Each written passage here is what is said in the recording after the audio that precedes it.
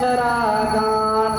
सारे देवता जो हैं अपने दूल्हे का विमान नहीं सजा रहे हैं, देवता अपना अपना विमान, जिनके कारण भगवान विवाह देखो सुर नर मुनि सबकी यह रीति सारथ लाई करें सब प्रीति, जिनके लिए भगवान शिव विवाह करने जा रहे हैं वो सारे देवता अपनी अपनी गाड़ियां तो सजा रहे हैं, लेकिन भगवान शिव की गाड़ी कोई नहीं सजा रहा है। और कहाँ तक कहें अप्सराएं नाचने लगी और शिव ही शंभुगन करें सिंगारा और जटा मुकुट अहि मोर सिंगारा।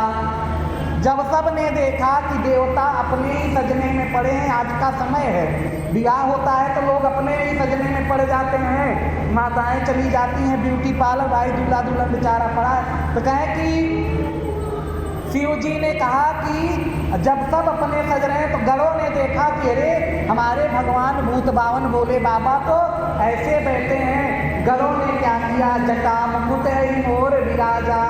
कहे कि मैंने सुना है कि दूल्हे के दूल्हा जो मोर पहनता है उसमें कलगी लगी होती है, अब कलगी हिलती रहती है। जाकर के शंभू ने गणों ने कई सर्प के बच्चों को लाया है और भगवान की शिव को जटा को बनाया है और जटा में एक गोरे गोरे सर्प को लगा दिया। उस सर्प के माथे पर मणि चमक रही है, मानो भगवान का मुकुट बन गया, मोर बन गया।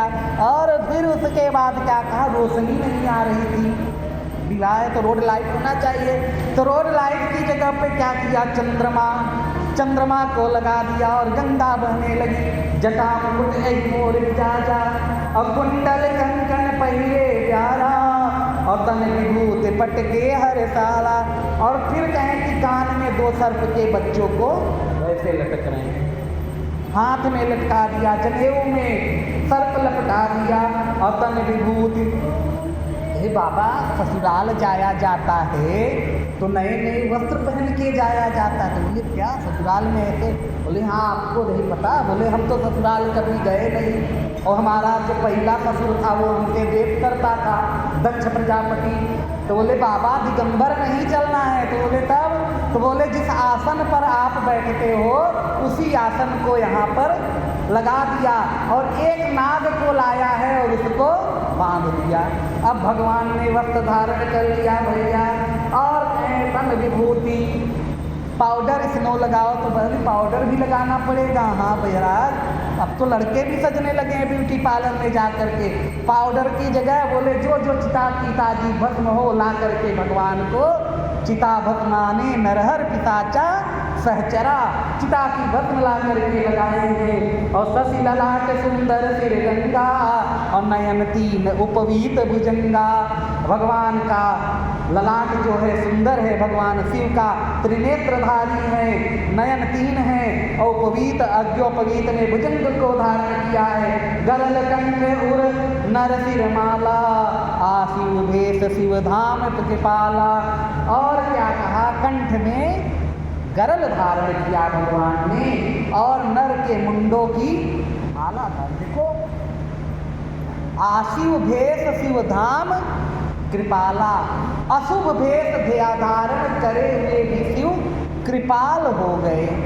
अगर ऐसा कोई भेष धारण कर ले, साधारण दूल्हा अगर ऐसा भेष धारण कर ले तो क्या होगा, अमंगल हो जाएगा। लोग कहेंगे अरे अमंगल हो गया, लेकिन भगवान समर्थवान है, समर्थ कछु नहीं दोष।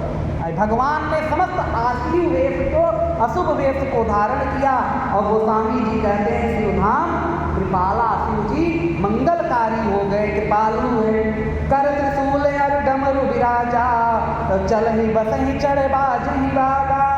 भगवान ने हाथ में त्रिशूल लिया, बजनिया डीजे उजे बुलाने की जरूरत नहीं, अपने डमरू को ही भगवान ने बजाया है। और देख जीवन सुरती है मुस्काही बरलायक दुल्हन जगनाही। भगवान शिव को देख करके देवताओं की पत्नियां मुस्कुराई हैं और बोलती कि ऐसे दूल्हे के लिए दुल्हन जगत में नहीं है।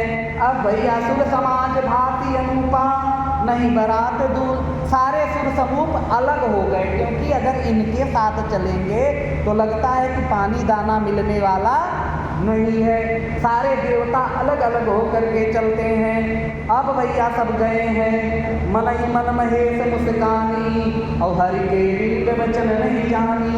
तब देखे कि शिव जी जब अकेले हो गए तो नंदी ने कहा प्रभु आप तो अकेले हो गए। और भगवान शिव ने नंदी को कहा है, नंदी ने आवाहन किया है और पूरे जगत के जितने भूत प्रेत बैताल सब आकर के भगवान के विवाह में सम्मिलित हुए। को मुखहीन, देखो कैसे कैसे राक्षस असुर आए हैं। को मुखहीन विपुल मुख काहू, और बिनु पद कर को बहु पद बाहू।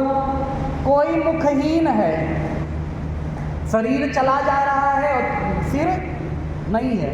और कोई ऐसा है कि जिसके शरीर में केवल मुख है। और कोई ऐसा है भैया कि उसका शरीर नहीं दिख रहा, केवल मुख चला जा रहा है। और कोई ऐसा है कि जिसके चारों तरफ मुख है। और कोई ऐसे असुर हैं जिनके आँख नहीं, और कोई ऐसे हैं कि जिसके आँख ही आँख हैं। और विपुल मुख को विपुल नयन को नयन विहीना, और रिष्ट पुष्ट कोई अतन कीना।